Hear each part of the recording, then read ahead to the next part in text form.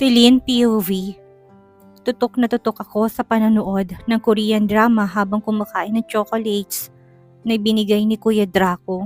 Napahinto ako sa pangmuya nang makitang bidang lalaki na nakatitig sa muka ng bidang babae. Bigla ako napasinghap ng haklitin itong balingkinita ng babae. Napakurap ako nang makitang nakatitig ito sa labi ng babae. Mahal kita, baby. Mahal na mahal kita noon pa man. Hindi ko lang masabi sa iyo agad at baka layuan mo ko. Pero hindi ko na kayang itago pang nararamdaman ko para sa iyo. Pero best friend kita, wika ng babae. Bigla na lang kinabog ang dibdib ko sa pinapanood ko. Pero mahal kita, please be my girlfriend. Pagsusumamo ng lalaki. Nalaki ang mga mata ko nang makitang hahalikan ng lalaki ang babae. At ganoon na lang ang tiling ko mawala sa bibig ko nang dumikit ang labi nito sa babae. Nabitawan ko na rin ang chocolates na hawak-hawak ko. Nagmamadali kong pinatay ang TV. Ramdam kong pamumula ng buong mukha ko habang naiisip ang ginawa ng lalaki. Parang hinahabol ng kabayo sa kaba ang dibdib ko ng mga oras na yon nang biglang rumihistro sa isipan kong mga titig ni Kuya Draco ko. Ang mga ngiti nito at ang kalambigan nito. Bigla ako napapikit ng mga mata. Napapitlag ako na may kumatok sa pintuan. Ang dalawang makukulit kong ate. Natutulog ka ba? Nakangiting tanong ni Ella. Humiling ako. Nang biglang pumasok ang dalawa nang wala man lang paalam. Hinatak na mga to ang kamay ko papasok sa loob. Mabuti naman. Namimiss ka na namin kakwentuhan. Si Ate Lester. Bakit po? Sabay upo sa harapan ng mga ito. Hinawakan naman ni Ella ang kamay ko. So ano? Mabait ba sa'yo si Senyorito Draco? Kagad naman ako napatango. Hindi ko naman binabanggit sa mga ito kung paanong pakikitungo ni Kuya Draco sa akin. Hindi naman kasi ako pala kwento. Nang biglang tumili ng mahinang mga ito. Pumunta siya kanina sa kusina. Nakapagtataka nga at napapadala siyang tumungo doon. Ang gwapo niya talaga. Nakakabaliw ang katawan niya. Nginitaan niya nga ako kanina. Yung tibok ng puso ko, ang lakas-lakas. Pati dibdib ko, kumakalabog. Tili naman ni Ate Lester. Naguguluhan naman ako na napatitig sa mga to. Gusto niyo po ba si Sir Draco? Tanong ko. Bigla nalaki ang mga mata ng dalawa, sabay pa silang tumingin sa akin. Alam mo nang ibig sabihin ng gusto? Bulalas ni Ella. Gumalaw ang bahagya ang labi ko, nang biglang pumitik sa kawalan si Ate Lester. Sinasabi na nga ba, malaking tulong sa iyong Korean drama para magkaroon ka ng kaalaman pagdating sa pag-ibig. Palatak nito. Pumarap sila ng gusto sa akin. Gustong gusto talaga namin si Senyorito Celine. Kahit naman sinong babae magkakagusto sa kanya. Ang gwapo niya kaya at ang hot ng katawan. Parang ang sarap niyang halikan. Namumulang mukha ni Ella habang sinasabing mga yun. Ikaw lang yatang hindi man lang magkagusto sa kanya. Masyado ka pa kasing inosente. Dugtong pa nito. Hindi ako kumibo. Tulad nga ng sinabi namin sa'yo noong una, kapag nagkakagusto ka sa isang lalaki, lumalakas ang tibok ng puso mo. Tipong kakabog ang dibdib mo ng malakas. Masaya ka kapag nakita mo siya. Kinikilig ka kapag niningitian ka niya. Mga ganong sign na nagkakagusto ka na sa isang lalaki. Wika naman ni Ate Lester. Ewan ko ba kung bakit bigla na lang akong kinabahan. Hindi mo ba yung nararamdaman kapag nakakausap ka ni Senyorito? Tanong ni Ella. Bigla akong pinagsiklop ang kamay ko. Para kasi yun ang lalamig. Para bang natitense ako sa tanong nito. Hindi ko po alam eh. Hindi ko po kasi naiisip ang ganyang bagay. Wika ko. Yumuko ako upang itago ang mga mata ko. Ewan ko ba kung bakit ako natatakot na baka may makakita sila sa mga mata ko. Kahit na alam ko namang wala talaga akong kakaibang nararamdaman kay Kuya Draco. Kinakabahan pa rin ako sa maaaring itanong ng mga ito. Siguro dahil tumutog pa ang sinasabi ng mga to sa nararamdaman ko kapag nakakasama ko si Kuya Draco. Katulad na lang ng kinakabahan ako. Lumalakas ang tibok ng puso ko. Masaya ako kapag kasama to. Pero hindi ko naman iniisip ng mga bagay na yon ay dahil gusto ko na pala to. Maaaring gusto ko na to bilang isang kapatid. Paano po pala kung maramdaman ko yun balang araw pero tinuturing ko lang siya bilang siyang kapatid? Tanong ko sa dalawa. Napasinghap pa ako nang biglang magsalita na may kalakasan si Ate Lester. Tumawa pa nga si Ella. Malabong mangyari yan, Celine. Kasi kapag tinuturing mo lang siyang kapatid, hindi kailangan lumakas ang tibok ng puso mo. Mas lalong hindi kakabog ang dibdib mo. Maaaring sasaya ka lang kapag kasama siya. Kasi nga tinuturing mo siyang kapatid. Pero kapag lumalakas din tibok ng puso mo at kasama ng kilig doon, ibang usapan na yun. Ibig sabihin lang nun, gusto mo na siya, pero hindi bilang isang kapatid. Baka nga mapunta ka pa sa punto na, mahal mo na pala siya. Mahabang wika nito. Napaatras ng bahagya ang mukha ko nang sabay nilang ilapit ang mukha sa mukha ko. Bakit, Celine? Nararamdaman mo bang mga yon kay Senyorito? Biglang namula ang mukha ko sa hindi malamang dahilan. Mabilis akong umiling. Hindi po ah. Anong mali ko dyan? Hindi ko nga po alam ang mga sinasabi niyo. Nagawa kong magsinungaling sa mga to. Para kasi sa akin, kapatid lang ang turing ko kay Kuya Draco. Kaya hindi ako makapaniwala sa mga sinasabi ng mga to. Imposible naman na magkagusto ko kay Kuya Draco. Wala pa akong kamalay-malay sa ganung bagay. Nang bigla akong sundutin ni Ella sa tagiliran. Sus, bakit namumulang mukha mo, ha? Panunod yun nito. Biglang tumawa si Ate Lester. Huwag mo nangangasarin si Celine.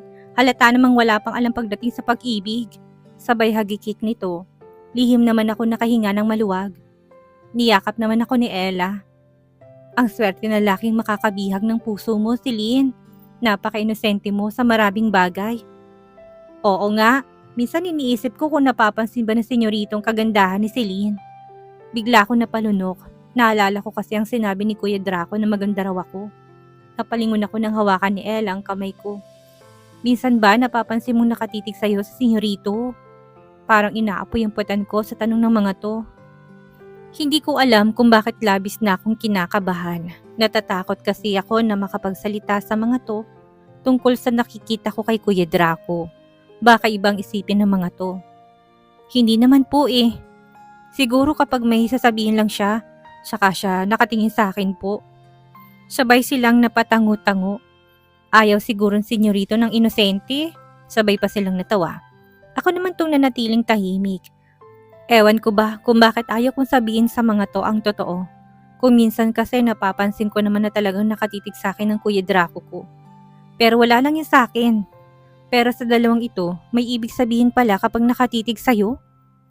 Sunod-sunod na katok ang nagpabalikwas sa aming tatlo. Lagot! Si Nanay Len yan! Wika ni Ella. Hindi nga ito nagkamali. Nagtatanong ang mga mata nito sa dalawa. Nakipagkwentuhan lang po Nanay Len ng konti kay Celine. Pero paalis na rin po kami. Maagap na wika ni Ate Lester. Halos magunahan ng dalawa sa paglabas. Pigil naman ang ngiti sa labi ko. Kung pagmamasdan kasi, napaka-stricto ni Nanay Len. Pero napakabait nito. Pagdating lang talaga sa oras ng trabaho, ayaw na ayaw nito na may nagkwekwentuhan. Ano naman ang mga pinagsasabi sa'yo ng dalawang yon ha, anak? Baka tinuturuan ka ng mga bagay na hindi nararapat. Bigla akong napangiti sa tinura nito.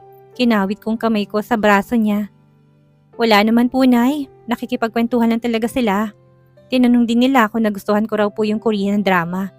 She nodded. Maya-maya humarap to sa akin. Muntik ko nang makalimutan. Pinapakit ka pala ni senyorito. May pag-uutos yata.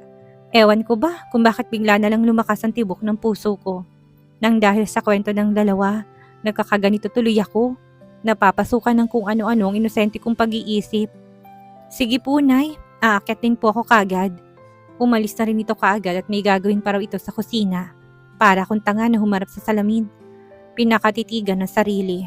Hanggang sa suklayin ko ng maayos ang mahaba kong buhok.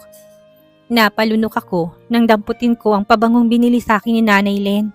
Ngunit sa huli binaba ko rin yon. Parang nangihinayang akong gamitin. Siguro kapag pumasok na ako sa school, saka ko lang to gagamitin. Nakakagat ko ang ibabang labi na maglagay ako ng konting pulbos sa mukha ko. Ang bango, amoy baby. Napangiti ako sa sariling naisip, ngunit agad din ako natigilan nang maalala ko ng tawag sa akin ng Kuya Draco ko. Baby? Ibig sabihin bata ako sa paningin nito. Ikaw ang maliit kong kapatid na mahal ng kuya. Bigla kong naalalang wika nito noon sa akin. Napatitig ako sa kabuuan ng kwarto ni Kuya Draco ko. 2 araw nitong wala. Hindi ko alam kung umalis na ito bumalik na sa Singapore. Hindi ko naman kasi matanong si Nanay Len para akong nahihiya at kung ano pang iisipin nito. Hindi ko naman kasi binabanggit dito ang pagiging malapit namin ng Kuya Draco ko. Natatakot ako na baka magalit to, lalo na't isa lamang akong katulong. Wala yatang isa man lang sa katulong na nakikita kung nakikipaglapit isa man sa mga anak ni Ma'am Janine. Tanging ako lang at palihim pa nga yun. Dahil sa kagustuhan ko magkaroon ng kapatid, kaya naman hindi ko matanggihan ng Kuya Draco. Napakabait naman kasi nito at nakikita kong totoo ang bawat pakikitungo nito sa akin. Hindi ko rin naman to nakikitaan ng mga bagay na ikakatakot ko dito kapag kasama ko to. May lungkot sa puso ko, ang isiping hindi man lang ito nagpaalam. Pero bakit nga ba ito magpapaalam? Katulong lang naman ako, kahit naman kasi malapit na kami sa isa't isa. Hindi ko pa rin may tatangging, katulong pa rin ako at hindi ko naman talaga tutunin na kapatid. Pero bakit ako nasasaktan? Kandahaba ang uso ko habang naglilinis ng kwarto nito. Hindi ko alam kung bakit ako nangihina. Sobra ako nanlulupaypay. Para bang wala akong ganong kumilos. Napakurap-kurap ako na maramdamang umiinit ang gilid ng mga mata ko. Bakit ba ako nalulungkot? Ilang minutong lumipas nang matapos ako sa paglilinis. Nakagat ko ang ibabang labi ko habang pinagmamasdan ang kabuuan ng kwarto. Miss na kita, Kuya Draco. Para ako maiiyak na ewan. Lalo na kapag naalala kong kakulitan nito dito sa kwarto nito. Wala yatang araw na hindi ako pumasok sa kwarto nito na hindi ako nito pinapatawa.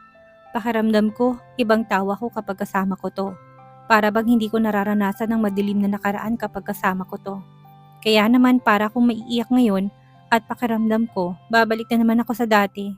Ayoko nang maging malungkot na para bang isa akong patay na nabubuhay na walang silbi. Nakayuko akong lumakad patungo sa pintuan. Bigla akong napahinto na maramdaman kong may nakatingin sa akin. Kagad ako napaangat na tingin. Napaawa ang labi ko na makitang Kuya Draco na nasa harapan ng pinto. Napakagwapo nito sa suot nito. Para itong nasa magazine na nakasuot ng business attire. Nahirapan akong lumunok. Para bang nanubig ang gilid ng mga mata ko. Ramdam ko kung gaano bumilis ang tibok ng puso ko. Ramdam ko kung gaano ko dito nangungulila. Titig na titig ito sa akin at para bang sinasabi ng mga mata nito kung gaano ko nito na-miss. Seryosong mukha nito ngunit nandun ang pagsuyo. Pakiramdam ko tuloy, parehong nararamdaman namin ng mga oras na yon. Kuya Draco, halos bulong na sambit ko. Parang hindi ako makahinga ng maayos na bigla itong humakbang palapit sa akin.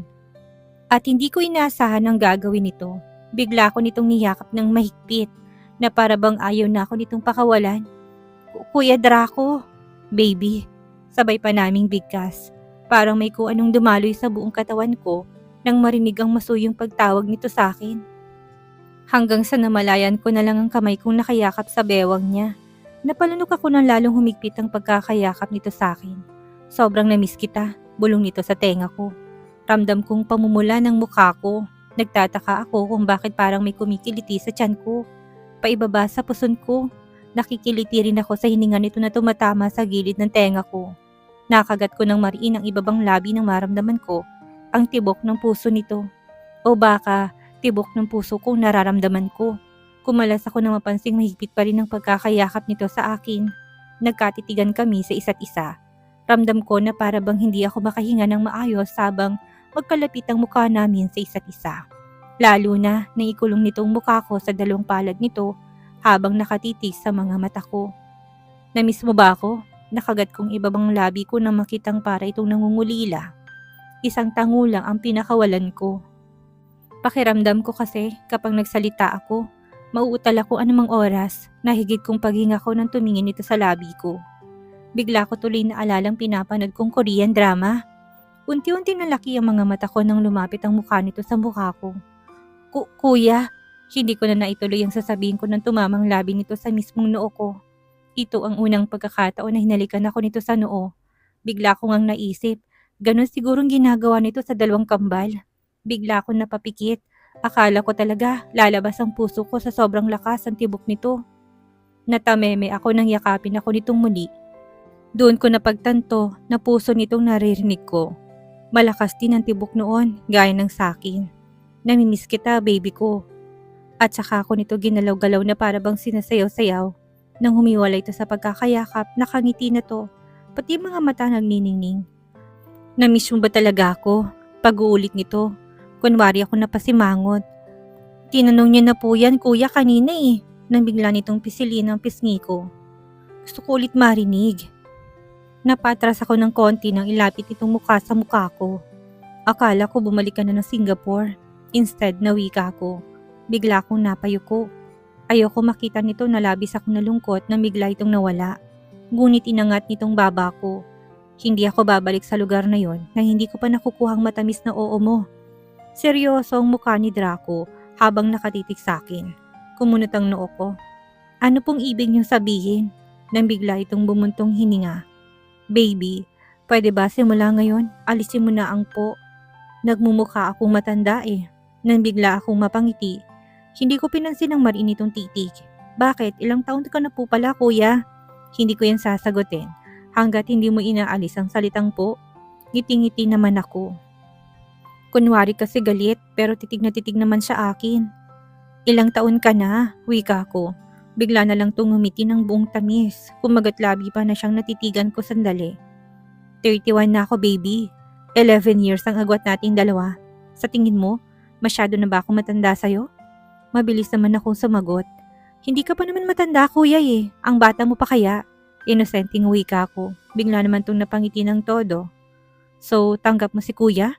Oo naman. Mabilis sa tugon ko. Ngunit bigla itong sameryoso.